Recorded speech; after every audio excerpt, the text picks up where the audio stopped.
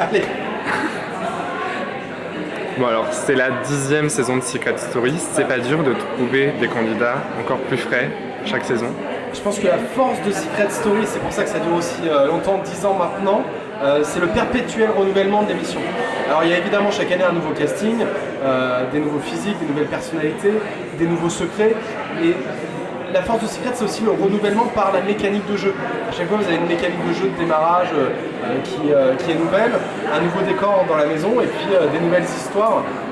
Vous savez, à la production, on a beau caster les meilleurs candidats, on ne sait jamais l'alchimie qu'il va y avoir quand ils vont rentrer dans la maison. Et voilà, c'est toujours une grande surprise. On a beau faire des pronostics, mais on se rend compte qu'on ne peut rien prévoir parce que rien ne se passe jamais comme prévu.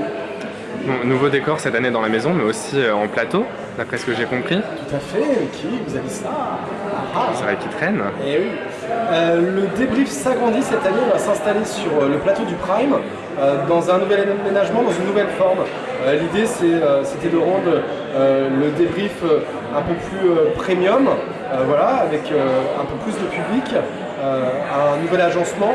Et puis surtout profiter de cet immense écran sur le plateau, quoi de mieux qu'un grand écran pour une émission qui observe les gens. Voilà, donc c'était plutôt cohérent qu'on aille sur le plateau du Prime pour prendre une dimension talk un peu différente. Et puis Émilie qui nous rejoint 2 fois par semaine. À Émilie, on a pensé à 2 rendez-vous. Un qui nous fait bien marrer, c'est les pronostics d'Émilie. On a eu l'idée pendant l'Euro de foot, Émilie va faire ses pronostics juste avant le Prime d'élimination, savoir quel candidat va être éliminé, quelles histoires vont continuer, quel type de missions secrètes vont être réussies. Et le lendemain, on vérifiera ses pronostics pour voir si vraiment ça a été une bonne candidate dans la maison. Et si elle a tort, elle a un gage? Si elle a tort, on la fera rien rentrer dans la maison. La peau. Ah, je pense qu'elle serait contente. Et il y aura aussi la suppression de l'after cette année. Alors oui, suppression de l'after, mais qui est en fait qui a un mal pour un bien. On s'est posé la question avec les équipes de TF1, c'était plus cohérent de ne pas avoir d'after et de retrouver cet after finalement le lendemain dans le débrief. Et vu que l'émission va être diffusée entièrement sur MT1, pour des raisons de visibilité pour le téléspectateur, c'était plus clair d'avoir un débrief avec le candidat sortant pour qu'on puisse alimenter l'histoire, avoir des choses à raconter. Si on ne va pas faire non plus 8 heures d'antenne, il y a un moment, on n'a plus rien à dire. Donc pour que l'émission soit intéressante, rythmée et qu'on apprenne des choses, voilà, il valait mieux supprimer l'after pour le retrouver dans le débrief du lendemain. Il y a eu beaucoup de rumeurs sur une saison All-Star. Est-ce que vous en avez parlé à un moment? La saison All-Star. Alors pour tout vous dire, moi j'adorerais qu'on ait une saison All-Star un jour dans Secret Story. C'est l'un de mes grands fantasmes, moi qui suis là depuis le début de l'émission. Voilà, après une saison All-Star, ça implique un casting, ça implique un choix, j'aimerais beaucoup la faire. Maintenant, cette saison 10 de Secret Story ne sera pas une saison All-Star. 100% inédit, des nouveaux candidats, des nouveaux secrets. Vous avez signé aussi la saison 11. Si on me propose une saison 12, je suis en pile aussi. Alors déjà, moi j'aime bien faire les choses dans l'ordre. On va faire la saison 10. Essayer de faire une belle émission, d'avoir des histoires sympathiques, de pouvoir se marrer avec les candidats. Et puis on verra après ce qui va se passer pour la saison 11 et la saison 12. C'est un peu tôt pour en parler. Il est temps de balancer sur tes collègues. Qui est le plus sérieux? Alors, qui est le plus sérieux de mes collègues? Aucun des 4. Voilà, c'est réglé. Le plus moqueur? Le plus moqueur, c'est Beaugrand. Alors, faut savoir, à l'antenne, il est très moqueur, mais backstage en coulisses, il est 10 fois pire. Le moins concentré? Un peu moins concentré. Oh, tu me demandes de balancer, hein. Ça c'est closer. Le moins concentré, je dirais moi de temps en temps. Parce que je m'occupe aussi de la prod. Des fois, je pense plus à ce qui va se passer derrière qu'à ce qui se passe à l'antenne. Donc des fois, Christophe, il peut se retourner à moi en disant « Adrien, vous en pensez quoi ?» Quoi? Répétez la question. Donc c'est moi.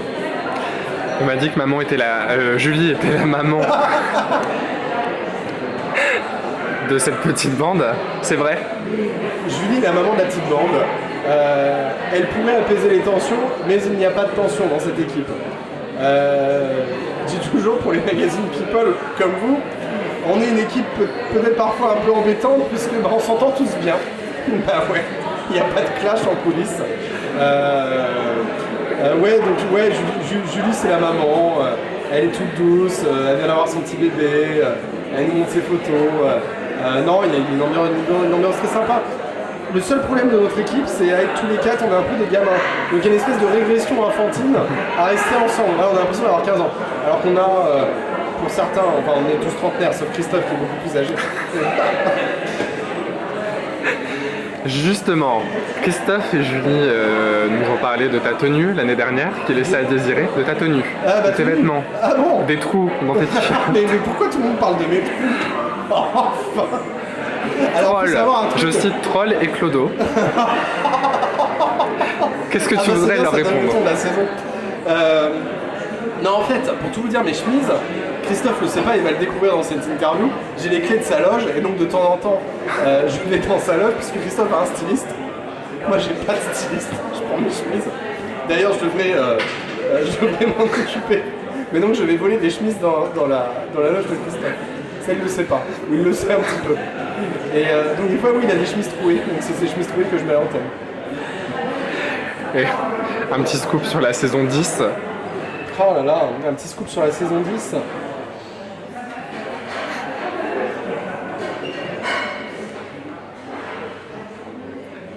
Ah, vous allez découvrir un scoop sur la saison 10. Vous allez découvrir une nouveauté structurelle de la maison que vous n'avez jamais vue dans l'aventure de Secret Story. Je t'ai filé un truc là.